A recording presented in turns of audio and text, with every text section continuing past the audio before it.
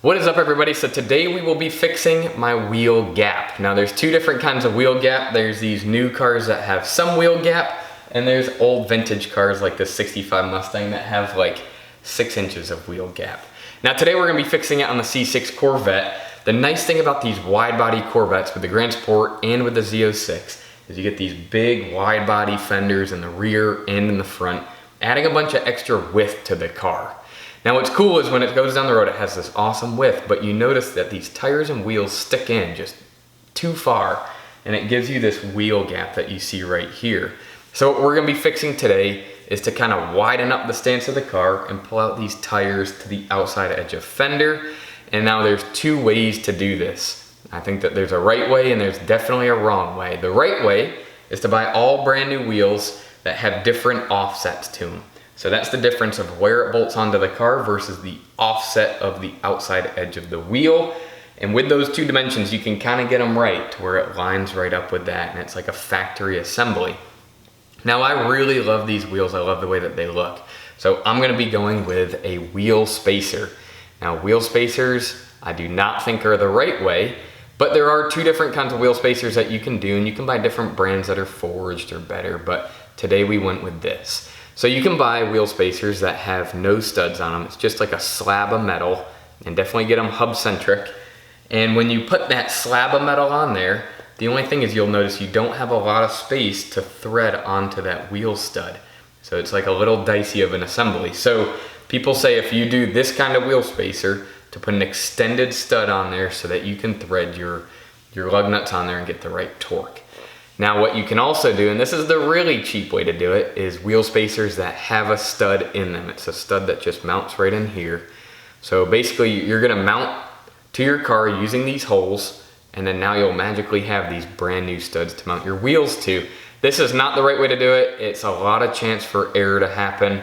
Fortunately, I drive like a grandpa, so we're gonna be doing this, and I really wanna see what 20 millimeters looks like, because there's a lot of debates whether it's 10, 12, 15, 20 millimeters of space to get it flushed out. So we're gonna be doing 20 millimeters of space on all 4 corners of this car. So stay tuned with me. A lot of talking. This is probably the easiest and fastest install, and we're gonna cut to some good footage of just what it looks like before and after. So let's knock it out.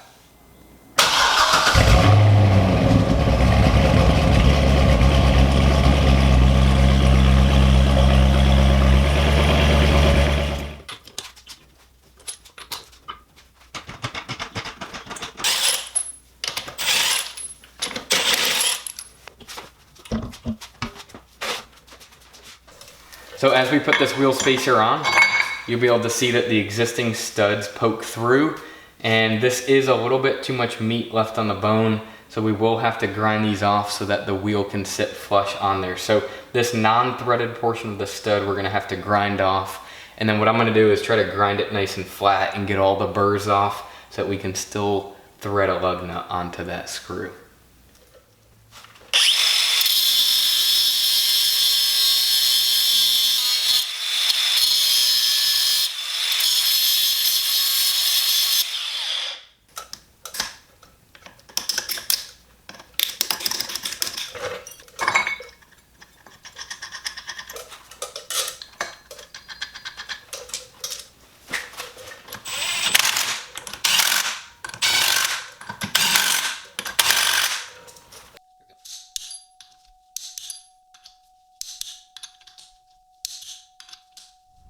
All right, and here is for the after.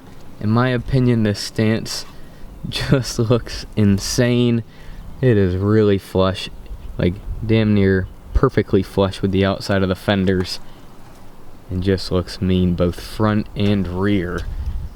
Now for the rear, it just looks super thick and wide. You can tell just how perfect that is with the outside edge of those fenders,